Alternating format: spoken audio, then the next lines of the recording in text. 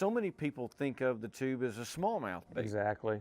But it really will work for multiple species. They'll all eat it. And two, it started a lot in the Missouri and the Arkansas lakes to where a tube was a big deal. It was the gets it, It was kind of a finesse bait back when they thought you had to be 100 yards away from a spawning bass. And they were smaller, more finesse-like. And then, that evolved into larger tubes all the way to great big ones that you can throw, say, on a spawning fish's bed. 9 out of 10 times when people talk about a tube, they're talking about a tube that has slipped over the jig head, which is on the inside of the tube. While it may not be completely weedless, it doesn't get hung up maybe as easy as the exposed version does. Oh, not at all. Not at all. I mean, you can flip it in cover. It's a great bait to flip on a bed. If you're sight fishing, whether you want to throw a white one or a great big one up there, it's a great bait to have in the mixture of the stuff you're working with to catch a spawning fish.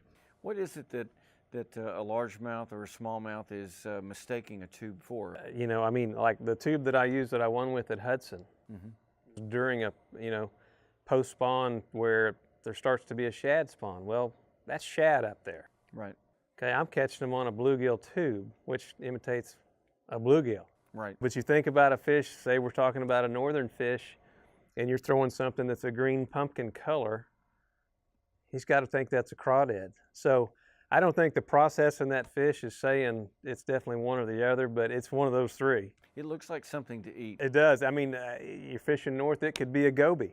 You've got one that's green pumpkin with a little white on it, just like a goby. So, it's so versatile in who it can be. It's whatever you want it to be. Let's talk about the tackle setup that you use. What rod, reel, line when you're typically throwing a tube around? That depends on what I'm doing with it. If I'm flipping, I'm going to have at least 20-pound line on. If I'm swimming it, I may have only like 17 on. If I'm fishing a northern lake with an open hook and for smallmouth, then I might have 8 or 10 on.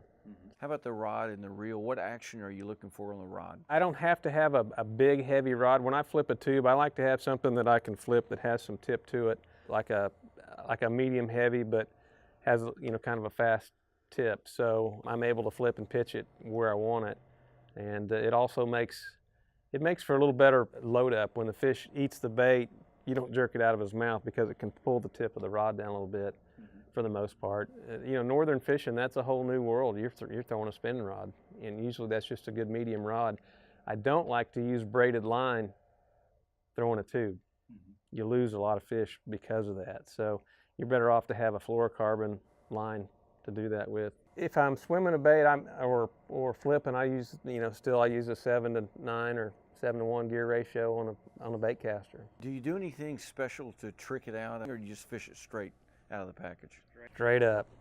I might dip or color the end of one, if chartreuse or something on the end of one if I'm imitating a crawdad or something and I'm in some clear water or what have you, but I don't like rattles in them because, one of the bad things about a tube is they kind of wad up on the hook. They can, and can cause you to lose fish. But the last thing I want is something in the open area, the inside that tube, to play into that game. But I'm fishing more for reaction strikes and finding fish on certain pieces of cover that I'm fishing, so I don't get too wrapped up in it. It's more, a lot of it's a reaction deal too.